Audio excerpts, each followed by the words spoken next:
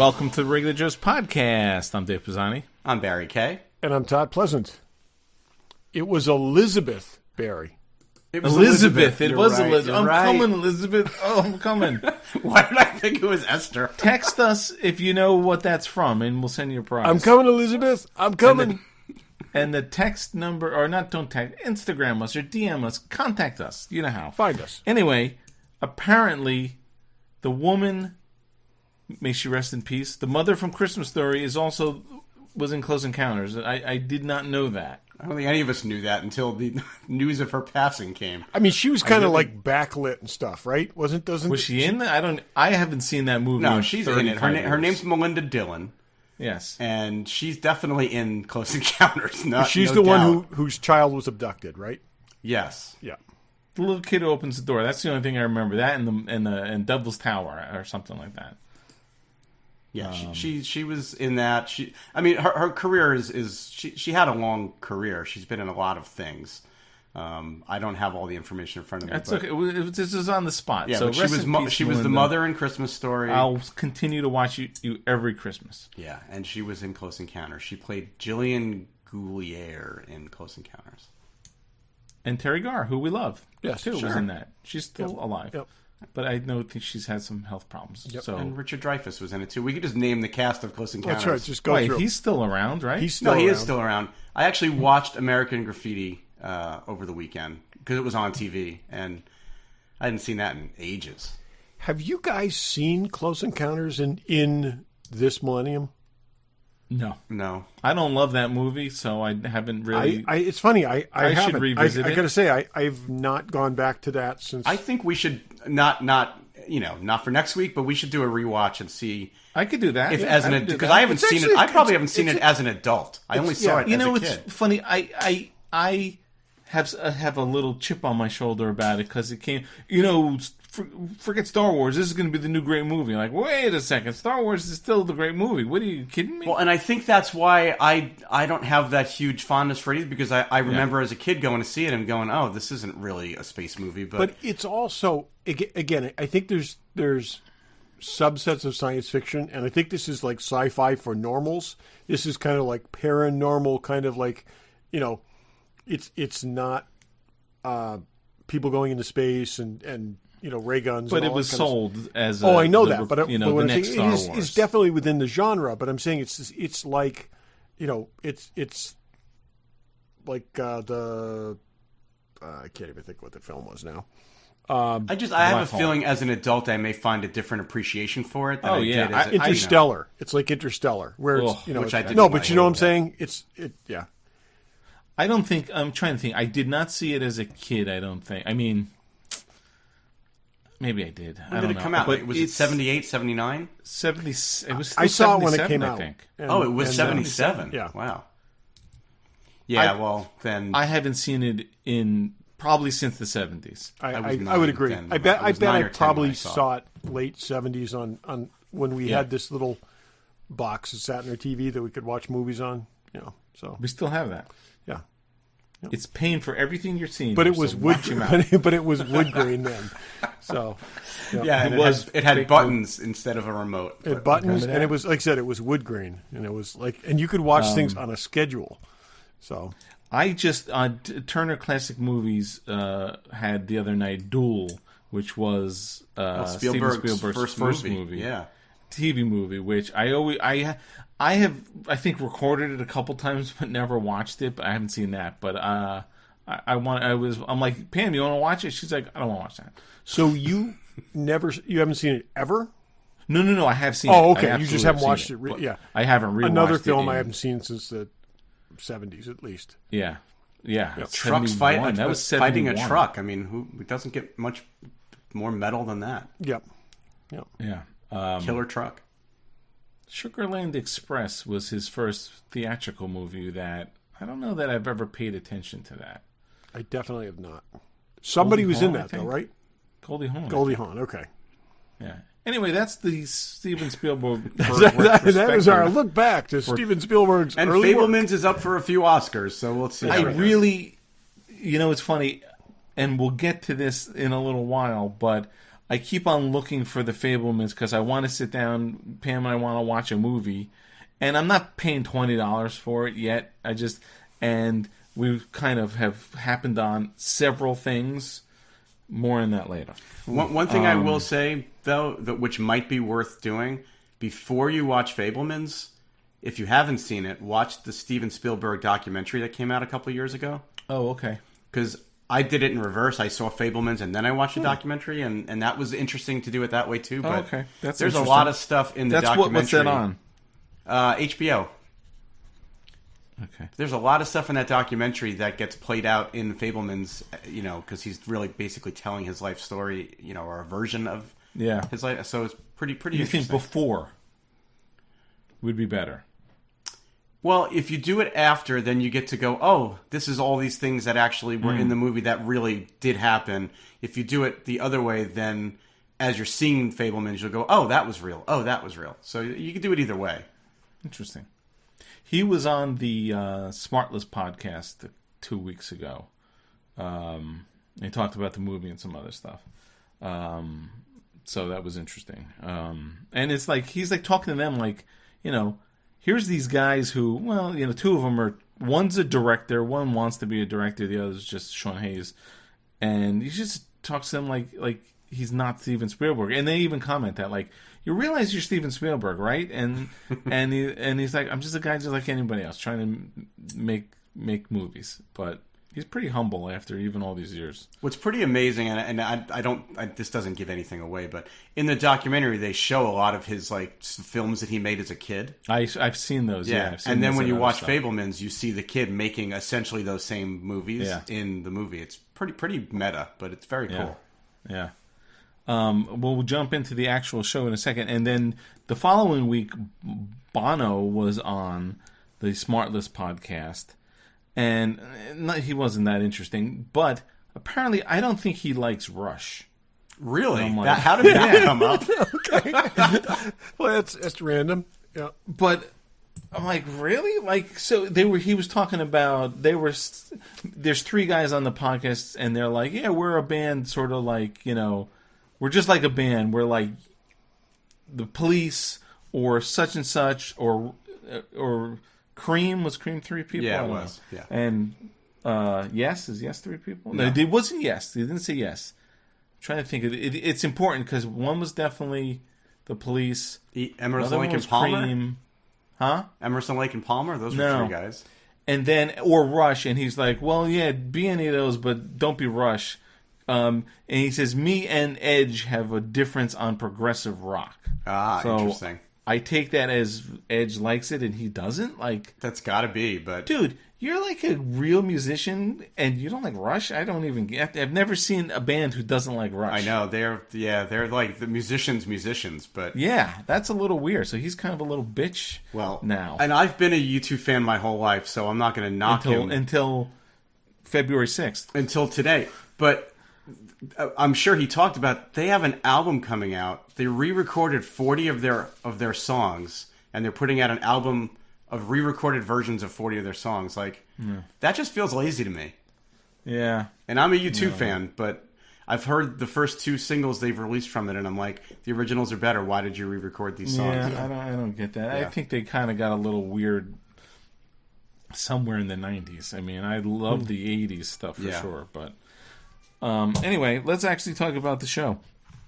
Let's go some random, and then we're going to talk about a show and a movie we all watched, and then we'll do some other stuff. Todd, what do you got? Okay, so in the pantheon of people who weigh in about what they think of Marvel films, this week Seth Rogen said some interesting things, and. Well, a lot of people. Everybody love quoting these people. Not in a Marvel film, has not directed a Marvel film, feels the need to have to comment on Marvel films, which kind of tells you just how much of an impact they have. But he was it was very interesting. He basically said he's a comic book fan, but they're not for him. He thinks they're written more for kids. But he also, and I give him credit for this, says that without them. Other projects that he had would never have happened, such that he's worked at like The Boys and also Invincible. And so I do respect him for that. But I thought he was very. I read what he wrote, what he said. I thought he was very careful to not piss off anybody at Disney or Marvel Studios. That's where I was going, Barry. I was going to say it was very tactful walking through the minefield of. Then don't say anything, because people just grab that. You've got to be and that run with tactful to be that careful of what you're saying. Then just don't say it. And that's it. But that's the thing is, in it's a question that they ask, and it's up there with. I don't personally, and again, I'll say I don't personally agree that those movies were all written and targeted at kids. I don't think so either, and I think that honestly, kids can enjoy them, adults can enjoy them. They're not kids' movies. They draw a lot from the comics that he supposedly loves, and I think that there's a lot there. It's again. And I love The Boys, and I'm a huge fan of the comic Invincible, and I think he did a great job translating his adaptation is. I honestly, I think it is as good as it could have been. Right, and neither of those are for kids, but nope. But neither were the comics they were based on. So absolutely. So yep. That was weird. Yeah, that he said that, but yeah. Yep. Barry, what do you got? So AMC Theaters is moving to a variable pricing model. Have you heard about this? I saw the headline, but I didn't know what it was talking about. So 3 different pricing options for their seats in their theaters. The first is what they call standard sightline, and those are described as the typical seats common in a movie theater, and they'll cost normal ticket price. Then there's value sightline, and those are the seats all the way up front, or I guess maybe off to the sides, or all the way in the back. And those are going to be slightly lower priced than standard sightline seats. And then there's preferred sightline, which are the seats in the middle of the theater, which are the ones everybody wants. And those are going to be a premium price. Oh, Jesus. But if you subscribe to their club, then you get them at standard price. That's it. But so now... And they're rolling this out. They're starting it in New York, Chicago, and a few other cities this weekend. But that implies they're selling seat tickets by seat. Now, the AMC... Oh, mine's a Regal. Does not still... I don't go to it, but it's still... And I hear it's closing, and who gives a shit? Right. Doesn't sell Thankfully, seats. my main theater around me is not an AMC, but I always try to pick the seats that I like best, and I already feel like I'm paying a premium because if we go to the theater with the good seats and the good sound, it costs more than the regular theater. So to start charging more to sit in the middle of the theater, but does it weigh out if you're charging less for the crappy seats? That assumes that the movie's selling out. Yeah, which only the big blockbusters are anyway, and only in the first. Yeah. So are they going to start charging more to go the first week then and start discount? It would just be like the airlines. It'll be more to bring your baggage, or it's going to be like concert tickets now, where when you try to get them the minute they go on sale, the prices are higher.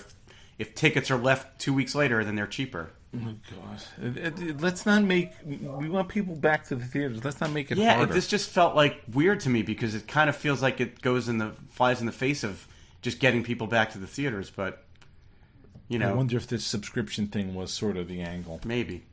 Yeah. So that was just a little weird, but yeah. I'm sticking with the Alamo.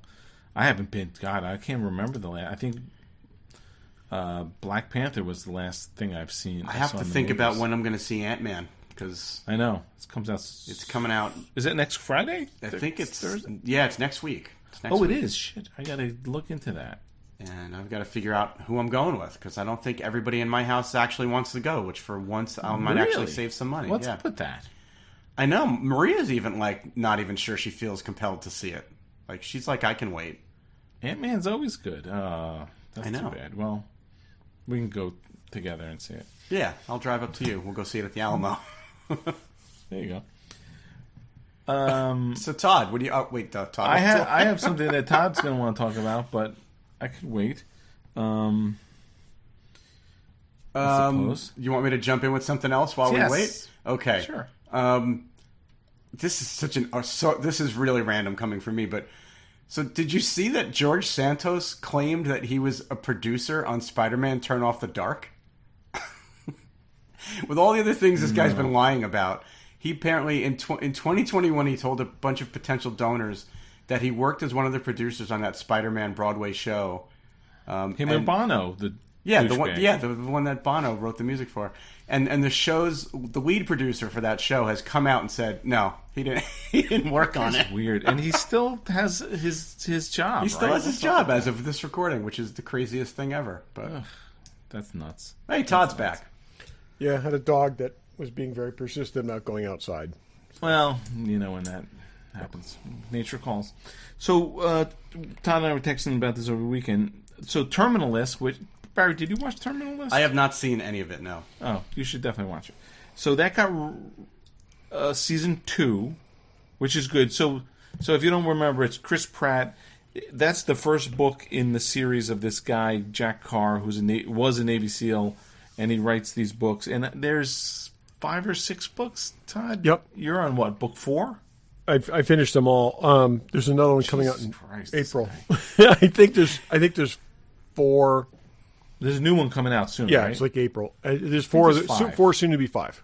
Todd's superpower is his ability to consume media at a rapid rate. I think there's 5, and there's going to be 6. I'm actually looking right now. So I've read the first 3. I actually read them with words. So on paper, just so you know. Wow. Not on In paper. the Blood, The Devil's Hand, Savage Son, True Blue. There is 5. So I've consumed 5 of these books, which means 12 to 15 hours apiece. Yes. So, yep. I read them on a Fire tablet on a device. Anyway, so it got renewed. Definitely worth watching if you haven't seen it. And then the other thing so they pretty much sounds like they'll do the second book, which is such a jumble of which is which. I don't even remember now. But then they're going to do... Well, we got to worry about spoilers here if you haven't seen it. They're going to do a prequel. They're doing a prequel based on a character who died in this, okay? Was revealed to be a bad guy and died in this. Yeah. Okay? Don't read the article... Yeah. If you exactly. haven't seen the show. So, but it's a little weird. So it's a guy who turned out to be a bad guy, and they're going to make a sequel out of him. Sequel out of that character. A prequel, I guess. Prequel. So, not a and sequel. This is where? Netflix or Amazon? Prime. This is okay, Prime. Amazon. Okay. Now, I will say... Everybody's looking for a franchise. I mean, it's not enough. Well, to they already have have a franchise, and they want to milk the franchise to have 2 things. Now, I get it. Well, the actor who played this guy is a fairly well-known actor, and I think does a great job. So, is it like, let's keep this guy going? But he's a bad guy, and you know where he's going. So, I don't know. Say that in the book, his death was unambiguous, and there is an opportunity for him to be alive in the series. Because you did not see him killed. It was like they cut away to a gunshot, the sound of a gunshot. Yeah. So he could wash up with a bullet wound in his head or something. I'm more worried about who he is, what he did, and who he is, as opposed to him being dead or alive. They would have been better off taking the guy from the second or third book, Rafe. Oh, Hastings. Rafe would be interesting. And Rafe is actually referenced in this because he's the one that supplies, he's off screen. He supplies him with the boat. So, yeah, like, you don't have, we know he almost has the same path as the other guy. I don't know. It's just weird. No, Rafe's got a very interesting past, and his family's got a very interesting past. And I think that would have been, well, guess what? That's going to be the spinoff. That's going to be the other spinoff, yeah. Yeah, so, but yeah. It sounds like you're saying it's good, so I will watch it at some point. The Terminal List is good. The books are good.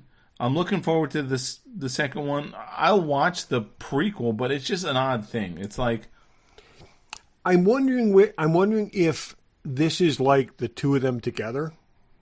It sounds like it is, and so it gives them the opportunity to tell an original story.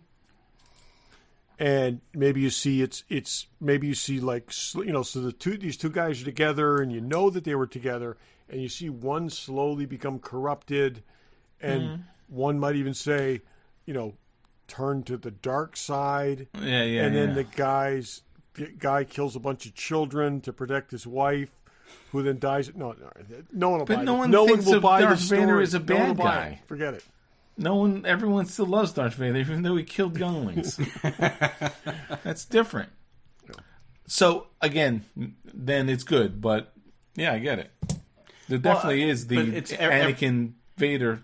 Every streaming service is trying to milk whatever they have that's popular. I mean, they've announced Cobra Kai's got one more season, but they've already basically said, but it's going to continue with spin-offs and offshoots and we'll see. I mean, from what you're describing, maybe it could be good. So yeah, no. That now you look at it that way. If it's sort of his downfall, not unlike our pal Anakin. Anyway, what else, Barry? Did you want to? We'll briefly. I don't think we talked about the DCU. Yeah, announcements. we should talk a little bit about it. So James Gunn formally announced, their plans for, I guess, what they're calling Phase 1 or whatever, Chapter 1, I think is what they're calling it. I'll be honest. I mean, and I can read off the names of all this stuff. I've never heard of half of this stuff. So, which is fine because I was never as big of a DC fan as I was a Marvel fan from the comics. So go ahead and read it off. All right, let me just make this a little bigger so I can actually see it. Well, I think he's trying to find the next Guardians of the Galaxy. I think that's what it is. So there's the first thing is the things that were already in the pipeline. So they've got Shazam, we know, the Flash, we know, Blue Beetle, and Aquaman 2. Then they reset the universe. And then they go to Chapter 1 that they're calling Gods and Monsters. There's something called Creature Commandos, which is an animated series. Waller, which I guess is an Amanda Waller live-action series that's based on the character that we know. Superman Legacy, which is their big tentpole movie for Superman, July 11th, 2025. Lanterns, which is going to be a live-action series on HBO Max or whatever HBO Max becomes. The Authority, which is going to be a film. Paradise Lost, live-action series. Batman the Brave and the Bold, film. Booster Gold. Will be a different Batman from... Which is a different Batman from the Batman. Which is in what they're calling Elseworlds, DC Elseworlds. They're calling the current The Batman Elseworlds, just like they're calling that Joker thing. Right. They're putting that under that. Yep. Makes sense. Okay. Yeah. Booster Gold, which from what I understand, he's like one of the lamest characters in the DC universe. So he's made to be lame, though. Okay, this is kind of a Peacemaker like thing. Okay, where this guy is a total loser, but it ends up being So James Gunn will make it awesome. Yeah. Where do we see him? He's showing up somewhere. Well, there was a version of him in Legends, but you didn't stay on that long. I don't think there's been any other live action. I have seen him. He's been in something. He wasn't in the Flash, or I don't think or Arrow or something. No. Anyway, sorry. Keep going. So keep going. So next is Supergirl, Woman of Tomorrow, which is a movie. And from what they said about that actually sounded the most interesting to me because it'll be a darker. It's going to be a darker version where she grows up on a fragment of what was left of Krypton after it exploded. That is actually her origin story. Yeah. So yeah, but it just they're going to give her the angst that goes with that. Right. And then the last but not least, Swamp Thing, which is going to be a movie. Which that if they do that right, that could be awesome. Honestly, the series they did and abruptly canceled a few years ago was very good. With Heather Locklear. Was not with Heather Locklear, but it was actually done very, very well. It was good. It just they screwed the pooch on that. They spent way too much on the initial episodes and couldn't keep the thing running. At least they ended it though. They went in and they gave it an ending, whether it was a good ending or not. But at least abrupt. It didn't just end with the promise of season 2. I give him credit for that. And I will say, Lanterns has potential. Waller, they pretty much screwed that character. So I don't know about that. I was a little surprised with the resetting of the universe that they were carrying that character with the actress over into the new. But we're probably going to see Peacemaker season 2. Yeah, I would think so at some point. And we may see another Suicide Squad eventually. Yeah. Yep. And I'm sure there's other stuff. He's clearly said we're not completely wiping the slate clean. There's a handful of things that will carry over. So interestingly, so he announced this. I guess this was last week, but after we recorded, I got a quote that he put out. I don't know if this was today or yesterday that I thought was interesting. Something called The Direct got this quote. He said, "The history of DC is pretty messed up. No one was minding the mint. We were just giving away IP like they were party favors to any creator who smiled at them. What we're doing is, what we're going to do is promise that everything from our first project going forward is going to be unified." So he's trying to do the right thing. I mean, Can't get worse. No, certainly not. And he also said in one interview or another, they haven't necessarily written off Gal Gadot as Wonder Woman either. That has a potential, but they do have to find a new Superman. Yeah, I mean, the other interesting thing about that is, given everything that they've got an ambitious slate here. She goes back to the island. She goes back to the island, and then when she comes back, it's 30 years later, and Steve Trevor's son is now Steve Trevor. It worked on TV. The Paradise Lost series, that's Themyscira. Themyscira. Yeah, that could be interesting. The problem is they've got an ambitious slate here, and unless they work her in soon, I hate to say it, she might age out of the ability to play it, given who else they're going to cast as the other roles. I'm sure this is more than new stuff. Like, again, you don't think we're seeing another Peacemaker? He didn't mention that at all. There's got to be other stuff in there. And they're just saying this is just chapter 1 of their... But I'm saying, I can't imagine they're going to wait till after 2026 to have Peacemaker season 2. I think we're going to see that really much sooner than that. Yeah, but hey, they're particularly also his wife's paycheck. Exactly. One of them, yeah. I mean, I don't want to go too far down this rabbit hole. HBO Max is morphing into something else too. I mean, they haven't said what yet, and it hasn't been announced how they're changing it. I think it's more Discovery Plus is going to fold into maybe HBO Max. But so, I mean, clearly they're looking to spend less money on original programming than they were. So who knows? Maybe something like Peacemaker ends up a casualty of all that. That they haven't said one way or the other. I'm just a little surprised it wasn't in this announcement. You know what I mean? Yeah, no, I agree with that. That does sound odd. So we'll see. Only good things can come of this, I'm sure. Yeah, we're out of the Snyderverse. Yeah. Speaking of good things, Fanboy Collectibles. Speaking of Quantumania, Hot Toys Quantumania Ant-Man and Wasp up for pre-order. And they finally did a proper head sculpt, unhelmeted head sculpt for Ant-Man, unlike the last release. Mine has its helmet on, I guess. Yeah, well, you have to display the last one with its helmet on. This one you have the option because the helmet, the head is good. And we did speak of the boys. Star Ace is making a Maeve figure. That could be interesting. Yeah, that one looks good. So that's up for pre-order also. But like there's Pops and Sideshow and Hasbro and Kotobukias and certainly plenty of Hot Toys. If there's anything left, Todd was there last week. I don't know if there's anything left, but I'm sure restocking. He's restocking. He's restocking. So don't hesitate. Go to them. FanboyCollectibles.com. Go to the store in Newtown, Connecticut. Give them a call. They'll talk to you. And when you do, tell them the regular Joe sent you. Exactly. Do that. Okay. I might have to get this new Wasp figure. I love the head sculpt on that. You never should mention things to Todd that involve shopping. All right, let's do this. We watched the series we want to talk about.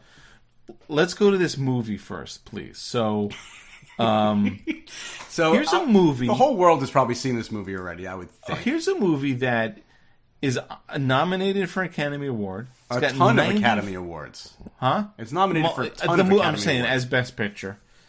It's 95% on Rotten Tomatoes. Those two things tell you something. And the reality of it is, it's a fucking piece of shit. Whoa!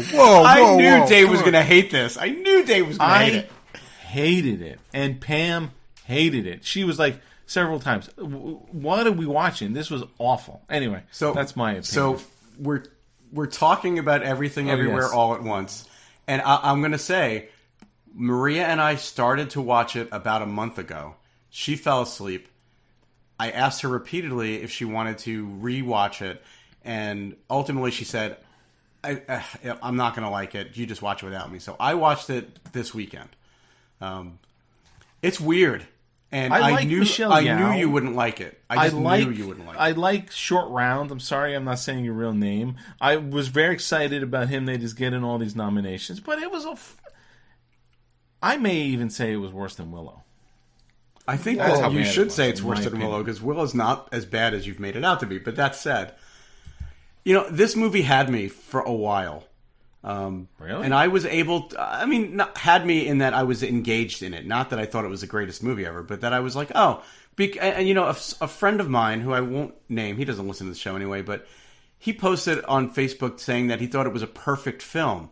And when I went back and watched it, I'm like, I don't see that at all. And I wouldn't say this if Todd hadn't watched it, but since he did watch it, where it really lost me was when they turned into rocks with googly eyes on them. I mean, even the hot dog fingers. You might have. There's spoilers, by the way. Jumped the shark. Sorry, Daryl. Hopefully you watched it. It was awful. I just didn't get it. I will say this, and then Todd, I want to hear what you think. But I thought, from a filmmaking perspective, technically and visually, it was really well done. I think from an editing standpoint, it was amazingly edited, but it was just too weird even for me. It was a hallucinogenic trip of a film. I mean, it just I appreciated the performances. I appreciated, as you said, visually what they did with it, but I kind of felt like everything they had to say that in that movie was in the first hour, and then it was just more of it. And it was like, oh, now we got rubber penises. Now we got butt plugs. Now we got it was just like, it just kept going. It reminded me of like a 70s weird Clockwork Orangey kind of almost like Brazil. It had some Brazil to it. It was that. So, and this is the thing. I just feel like there was nothing. Once they established what it was, I don't feel that we went in. Then it became a relationship thing. I guess it always was. It always was. It tried to get to that relationship message in this bizarre roundabout way. I very much appreciated him. I think he did a phenomenal job. Ki Hui Gwyn, and I think he did a phenomenal job. So did Michelle Yeoh. I mean, she had to play so many different. She did versions of herself. terrific. She had a lot of heavy lifting. What's interesting is he's nominated. He's been put up as supporting actor. He's the lead actor in this, which is interesting. Yeah, but he's he nominated. Would have never got nominated as those. Yeah. But I think he does a phenomenal job. The characters that he plays are almost more distinct than the characters that she plays. I love the idea that she's the linchpin in all universes because she is the one with the most unused potential, and then all these every other version of her throughout the multiverse accomplished something with their life, but she didn't. So she's basically her tabula rasa is has the potential. Again, it was interesting. It was basically the middle-aged Chinese woman Matrix. Okay. There was a lot of Matrix. Yeah, but Matrix never went completely off the rails. With hot dog fingers and rocks. But I'm saying it's the whole. You're plucked out of your life. The idea you're plucked out of your life, and you've got this whole other reality. I thought it was clever that the only way to do this jumping was to do the most unthinkable thing, like the things that you would never expect, like. Yeah. So that was funny for a little while. That even but, sort of just fell apart after a while. The first couple times it made, but I don't know. I will say I don't know how many times we almost turned it off. I appreciated the explanation of the reality where people had hot dog fingers. But you kept going back to it. The 2001 callback. That was interesting. I almost wish you hadn't seen it because I feel like I could have saved you 2 hours and 19 minutes. You could have. I got to say, I was really afraid you guys were going to like it. I was because I thought what you said was basically you were recommending it. No, I was just saying since you hadn't seen it, we could give you because I knew in my heart of hearts Dave hated it. Just when I watched it, I knew Dave hated it. Into this, and I was like, Dave can't do anything but hate this movie. I do hate it. I really hate it. And Pam, I think, hated it more than me. Okay. Well, Maria wouldn't even go back to watch it. I appreciated Jamie Lee Curtis as the unstoppable monster. There just seems to be like a certain irony that she must have really enjoyed that when she's in the office and she can't, she just keeps coming like Jason.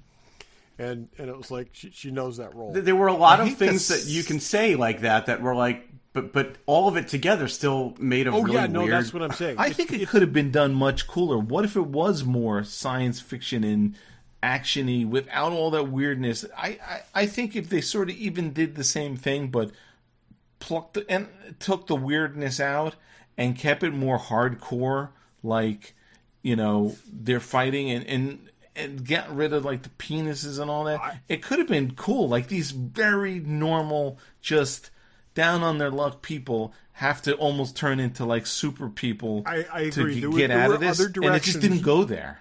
They could have gone that would have made this less farcical and less absurd, and it just I mean that's where it was. Again, those are the decisions they made. There's another multiverse film this year that was much better, whether it has the same ratings or not. I don't get this. I really don't. I don't get the appeal that it has. Again, two very, very good performances in this. There's no question about that. But it's just so random. There's a definite student filmy vibe. I can't tell you how many kids made these things that just, this represents that, and this means and all this weird shit. The hot dogs represent, man's inhumanity to man. All right. It's I will say there's certain things that I thought were really good. I love utilizing the fanny pack as a kung fu-ish weapon. I thought that was brilliant. Like I said, there's a lot of good stuff in here. It's just, I'll say this. I think I was just looking it up. It had a budget of $25 million. They did a lot with $25 million. They did a lot with $25 million. I was gonna say, where's the other 15? No, they did a lot with $25 million. It's there's I do think there was some good stuff here. I think it went off the rails and never got back on the rails. And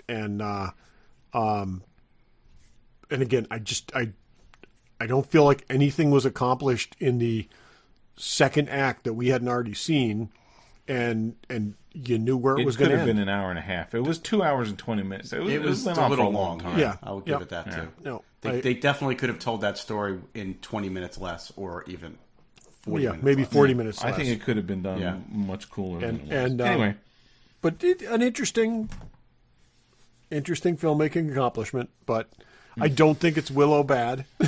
Really? But I do think it's I think it's I don't get the hype. Is it 3 thumbs down? I don't get the hype. Oh, definitely a thumbs down here.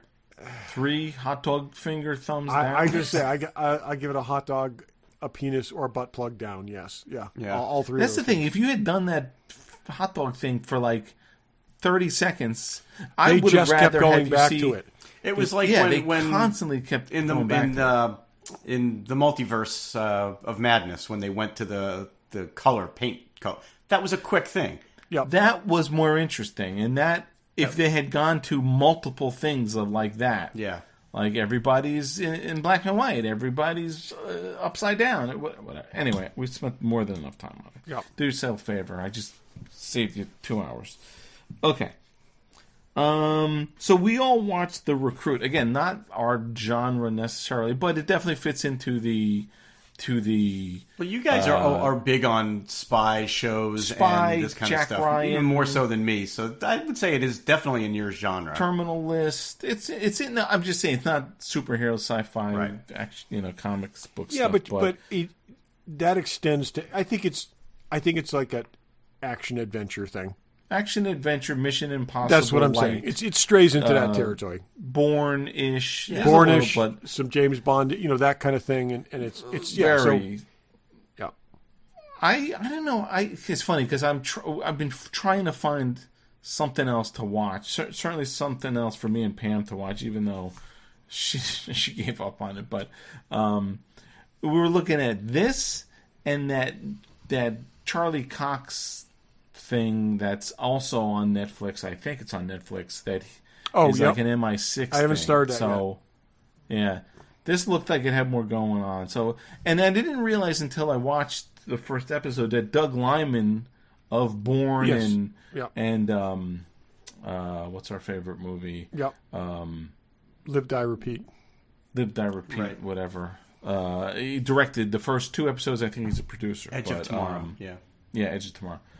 I'm enjoying it. I'm on episode 5, and it's not, like a shoot 'em up kind of deal, but it's definitely interesting. It's got a lot of Alias, Nikita, sort of. Okay, if you want to put it in that kind of thing, yes, it works. But it's like you can't take this thing seriously, and it is like Alias. It's kind of like just don't think about it and just kind of go with it. It's totally. There's no way. So this guy is a young kid. He's 24. He's a lawyer for the CIA in the general counsels. And I guarantee that's not happening. None of this is happening, but that's fine. Yeah, I even said to Maria, like, I really do hope that it's not like that if you work in this office, that they're that awful to each other. I mean, I get there's probably some hazing, but they are sending this guy off basically to die because they didn't tell him things he needed to know because they thought it was funny. That's just it. But do you think these lawyers ever get out of the office and do anything in their There's first no way. They don't. They're not going. And some of the things anywhere. are just. It's absurd what he does and then doesn't tell his boss. Okay, and it's like. Or just the 2 people that were told to show him the ropes, like, they who don't give him the passport that would allow him to get, out of the country alive. They're not flying to Vienna, and they're not flying to wherever, and they're not getting involved with former. And also, we kind of lost track of how long it takes to get to places. Okay. That's irrelevant because but what I do like, and I get it. So like, let's say we want to tell a CIA story. But it's not an agent. It's sort of a very much fish out of the water. And the other route you can go is the analyst, which is Jack Ryan, who turned from an analyst who sits in a freaking cube for 12 hours a day. They did establish that he was a Marine previously.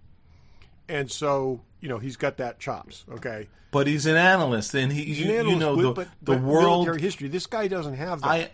I understand it, but I like the idea that let's take something innocuous that no one really knows about and use him as the fish out of water. As unrealistic as it's no more unrealistic than Jack Ryan, because there's no way an analyst, the president is like, oh, if Jack Ryan says it, let's do it. We talked about that already. Everybody in the Situation Room was like, well, if Jack says that, let's just do it. Despite the fact that he's now a fugitive, let's just do it. Yeah. I'm enjoying it. Yeah. Stepping back. If you turn your brain off a little bit, it's fun. You definitely got to turn your brain off a little bit. The kid is good. At first, I thought, I'm like, this kid's kind of an asshole, but I think that's his appeal. I think there's a certain charm to him that kind of works. But what I think you get very early on in this is that he's bluffing it. He's faking it till he makes it, and it's like, and he says you get the over cocky thing, but then you realize it's not really there. It's just what he's trying to, he's absolutely trying to get through. And he acknowledges that. Yeah. Some simple things, do not wear someone else's dog tags when you're undercover. Okay. I think that's his father. That's right, what I'm saying. But it's like nobody goes into a war zone. But he's not undercover. No, but I'm saying nobody goes into know a war what he's zone. doing. But when you're going to a black site unannounced, wearing your dad's dog tags, wearing your dad's dog tags, it's like and you know what? And no one even looks at them. It's like no one even stops to look, and And we're nitpicking, but it's fun. I'm enjoying it. I think it's kind of fun. Did you recognize Max, the woman that plays Max, from anything? I didn't until I read about it. You looked her up, yeah. She plays Star Lord's mother. Yeah, in Second Guardians movie. Done a bunch of things. Yeah. I honestly, of all the characters, I don't love her. I would have liked them to have a real Russian, like a someone else who's I don't remember her name. She's the woman in Edge of Tomorrow who plays Tom Cruise's wife. I think she would have been perfect in this role. I also feel like they redeemed her too quickly. I think by episode 3, making it like, oh, they got to walk back that she killed somebody and explain how, that it was really it was really a because this other person retaliation. It was a retaliation, but also because you'll get into more. There's definitely. Oh yeah, no, but I'm just saying. Her. I think that could have left her sketchier longer, and I just that's she's it's all kind of cartoony. There's a lot of cartoony stuff in there, but it's like the girl that he gets set up on the date with because he needs her for information, but then he's dating her, but she wants to be a news anchor, and she's got the whole setup in the woman was not Mary Elizabeth Winstead, but could be. Yeah, I thought she was cute. She is. I thought, but that was interesting because what she said was, "We work for the CIA, so anyone we date has to be vetted. So I need to date someone in the office, and this is what I." And then she started thinking, "We're going to dinner. I need you to wear these clothes." Right. I thought that was kind of funny. Yeah, I did too. But and it's all just like scheduled. It's like, okay, you can go back to my bar, but we're not going to have sex. It's like, okay, you can kiss me now, stuff like that. Yep. Yeah, no, it's enjoyable. I'm like I said, I'm about halfway through it. Hey, there's not a lot to watch, but it's interesting. There's good people involved in it, like big directors, and meanwhile, I just found it randomly. It's not promoted. It's not anything. There's so much. We talked about this. There's a lot of stuff sort of in the second pages of the searches on. Well, and I asked Maria how she found it because I was like, "You've watched this whole thing," and it turns out her sister told her to watch it because the guy was cute. That's why she watched it. So, I'm telling you to watch it because the roommate's cute and the girlfriend's cute. Exactly, and it's fun. What I find interesting is that there's kind of this arc to he'll do something stupid, he'll be totally naive, and then he turns it on and he's got it. It's like right at the moment where it's I don't know. When they were getting the guy to sign the papers, that was a good one. That was good, but he did a similar thing with her at one point, with the Russian at one point. He does it more. If you're only on 3, he does it a couple more times. Yeah. And that seems definitely a Tom Cruise in A Few Good Men element to him. He's got something to prove for sure. Yeah, but like this guy who. Doesn't really know what he's doing, but he's got inside. He figures this stuff out. I also think that he's cultivating the underestimated thing. It's part of it is he's on going by the seat of his pants, but part of it is he also works that. So, it's saying something else. No, I was just going to say. You say that there's not a ton to watch right now, and that's right. I agree. I've actually we were looking for stuff to watch. We ended up watching both seasons of White Lotus on HBO. I've heard that's good. Is it any good? I've heard it was good too. I liked season 1. That was a great way I didn't love season 2, and I think the normals like it. I guess. I don't like that Jennifer Coolidge. She's annoying. She's annoying. She's in it. I like that. Whatever, Alexandra Daddario. Yeah, she's good. And I want to say April Ludgate, but that's not her name. Aubrey Plaza. Aubrey Plaza. She's in the second season. I love her in everything. But it's funny. But she's not that character in this. She plays a wife with in a weird relationship. But I don't know. I'm not recommending it to either of you guys, but. What I would recommend, like it at work. That's what's interesting. Yeah, and they wouldn't think to watch something. Maria felt the same way I did. Like we'd heard season 2 was great. We watched season 1 and liked it. Season 2, neither of us thought was as good. It was in a different hotel. It was in Europe, so there was a lot of subtitling, which again, I hate to read when I watch TV. But I don't know, it didn't have the same. I don't know. It just didn't have the same feeling to me that the first season had. But We watched last night Operation Mincemeat, which I guess came out a while ago, like earlier last year. I still haven't seen it. Is it good? It's really good. I would definitely recommend movie, that. right? It's a movie, the and book it's was fantastic. It's World War II. It's about a mission that I knew very little about. So this was made. This was made in the 50s as The Man Who Wasn't There, but in the 1950s, a lot of the information was still classified. Yeah, it was still classified. And now couldn't it's be all told, declassified. So they filled in. They made up a lot of details. This is the real story. Yep, and it's really good, and it's great Is it acting good? in it, Okay. and I really enjoyed it. So I'd recommend that. We watched You People with We watched that Eddie too. Murphy. Yeah. Huh? I watched that too. It was not good. And did Not they great. in just Operation Mincemeat? Did they reference Ian Fleming? Oh yeah, he's in it. Oh, that's great. Okay. I mean, but they reference him. They call him Fleming at one point, and at one point he talks about writing a spy. He's like, "Oh, I'm writing a spy novel," but they never say that's the guy that wrote James Bond. He started the ball rolling and it disappears. He's not involved in the process.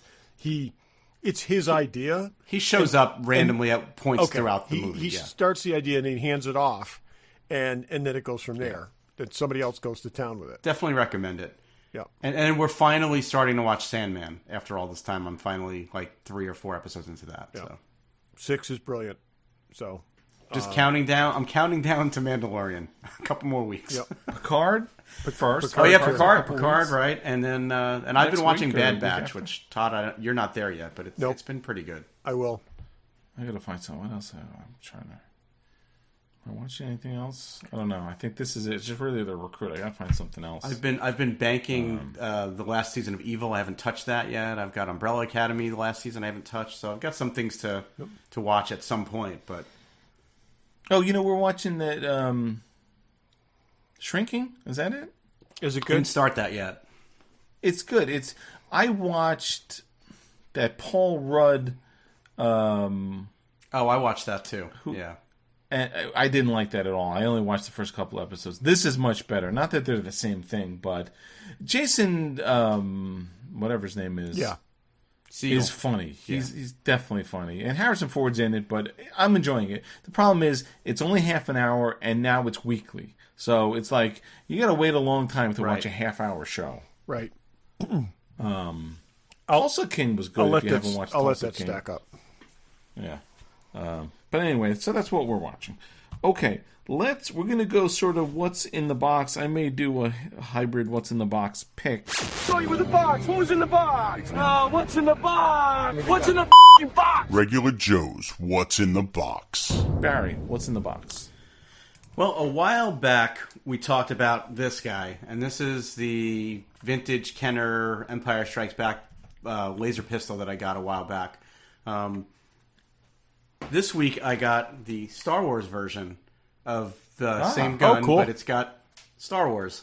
And there are subtle differences. So the dials on this one are silver, the dials on the new one are black. The trigger and the button here on the Empire one are red, and they were all black on the original one. So they're the same gun, but there's some subtle differences to it. These are the kind of things where I don't need more than one, but when I can get them at a really good price and they're in good condition, I'll pick I it know, up. I So. want all three. There's Yeah. a Return of the Jedi one. Now 'cause I feel have like I need Star the Wars Return of one. the Jedi one. I mean, I had too. the Empire one. Now I have Star Wars, so eventually I'm going to need Return of the Jedi. Yeah, I got the Star Wars in pretty nice shape. As long as the stickers and then the knobs are. Yeah, these knobs, if they're not there, I mean, what I paid for this gun, I would probably have to pay just to get a knob if I didn't have one. So, but yeah, That happy with it. guy. That guy in Massapequa or wherever the hell He had a bunch of them. Yeah. I'm meaning to go back to see what they look like.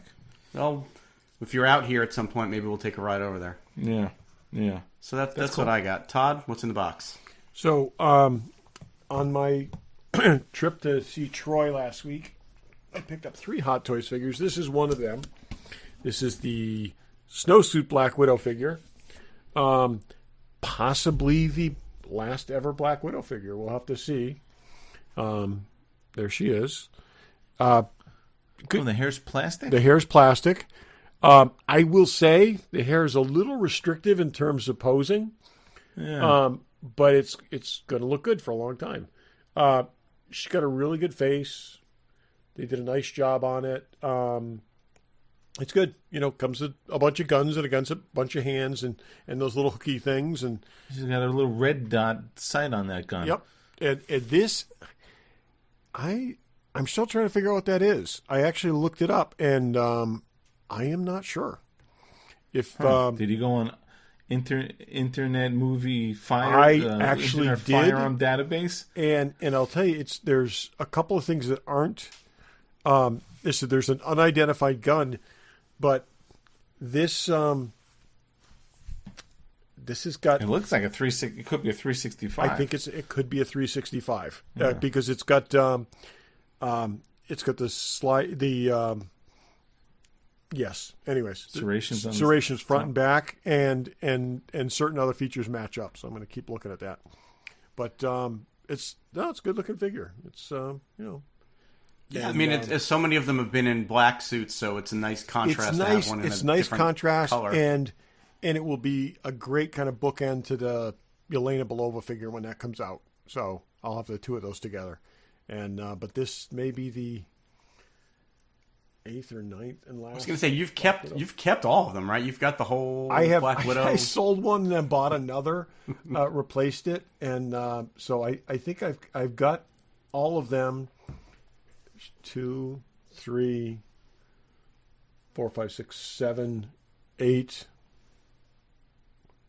There's 9. I think there's 9 altogether. So I have one that's still in the box. The Ultron one just is still in the box. But yeah, I think there's been 9, and they're all here. So Cool. Nice. Looks good.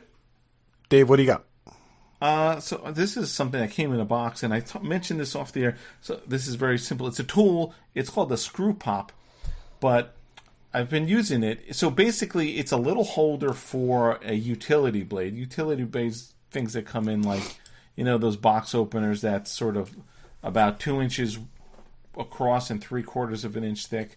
But this, I bought a number of these things, and they're always a little hard to put in your pocket, but this is very smooth and rounded over. It's got a little magnet that holds the blade in place, and then it's got this very simple opener that can open it at different positions. So for $10, this is so far my favorite little small utility blade holder. So Nice. if you need one of those, check it out on Amazon, $10.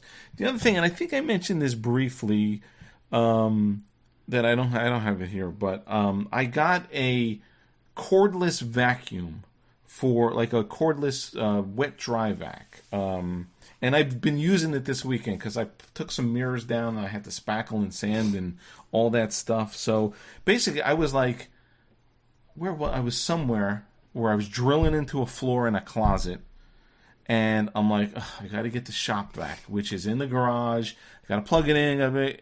I'm like, did they make a cordless shop vac? And I'm like, then I looked online, and of course they make a cordless shop vac, and they're small. What's nice, there's everyone makes one. Everyone of the tool. Milwaukee makes one. DeWalt makes one. Ryobi makes one. I don't like DeWalt tools, but so I bought the Milwaukee one. It's about 18 by 15 by 11, so it's not very big, and it's easily portable, and it does, and it closes up. The hose and everything closes up into it. So this thing is great. You could take it anywhere without worrying about plugging it in and rolling it around, and it worked phenomenally. I was very impressed. So if you're doing it's any wet sort of, dry, it's both. it's wet dry, and it only holds like 2 gallons of stuff. I don't use stuff for wet, but if you're doing a project and you're doing DIY stuff around the house and you're drilling holes and you need to grab a vacuum, and you shouldn't be using the house vacuum because that kind of dust screws those up big time. But this is, I'm sorry, I have two shop vacs, one in the shop and one in the garage, but this is great for doing your car. It's small, it's portable. I'm never going back to a plug-in shop vac. It's cool. And I looked at two. I looked at the Milwaukee and I looked at the Ryobi. Those are the two tools that I have battery-powered things. I only bought the Milwaukee because I had a big 5-amp batteries. That's a big chunky one that I wasn't using. So it is perfect for this because it draws a lot of power. I was going to buy the Ryobi, but I would have had to buy more batteries, so would have want, the Milwaukee's about $150, the Ryobi's about $120, and I am a big fan, and as I know Todd is, the Ryobi tools are great. They are great. Inexpensive, but I'm super impressed with them. So I recommend everyone having one of these. So get either one. If you haven't dove into a battery sort of system yet, and you're not going to buy a lot of tools, go with the Ryobi. The batteries are cheaper. You could buy 2 pretty big size batteries for like $100. But anyway, that's sort of my pick of the week. Send me a link to that. I want to check it out. Yeah. Yeah, I know it's not the most fun thing, but if you don't have a shop vac, you need one. I have a very old shop vac, which I do use sometimes for wet. Well, thankfully, I haven't needed it for wet in a long time. Yeah. But I mine is an old, very, very big with huge hoses. They're a pain in the ass. Yeah, I even have a pain small one in the garage, but it's just a pain in the ass to carry and wrap the cord up, and the thing is too long. This is literally so. I was drilling stuff and sanding stuff on the vanities. You would literally pick this up in one hand, vacuum with the other hand. You don't, it's that small that it could be sitting on top of table or vanity and vacuum up all the dust and stuff. It's like these things like do they make such a thing? And like here they are, and it's great. So there you go. That's the deal. So what's next week? I have no idea. We have no idea. No, we won't get to Quantumania yet. That'll be the following week. Yep. We may be talking about some of the trailers that came out during the Super Bowl. That might be something we talk about next week. If there are good ones. Gordon's in a I saw that, yeah. GM commercial. Yeah, he with plays a Will Ferrell. He plays Ferrell a zombie commercial. against Will Ferrell, which looks really funny. Yeah. He posted that. Looking so if forward you to watch seeing that sports ball. Full commercial on that one. That's this Sunday. I say go Jets. They're not in it. If you're taking the Jets, I'm going to take the Sharks. You do that. I hear they rumble really well. They do. So, we'll be reporting on the Super Bowl commercials that have something to do with us. What do we think is going to be in there? Is there what big movies? I think they already kind of put out a list of the trailers that were going to be in there. I don't have it top of mind. We'll talk about that because we're just trying to pick something out of this stupid game that pertains to our interests. It gives us a reason to actually watch it, other than eating chicken wings and following my box pool from work. I'm not watching it. I'll just watch the commercials on YouTube or whatever. But anyway, enjoy the game if you're into that thing. And thanks for listening. Thanks for listening. Thanks for listening.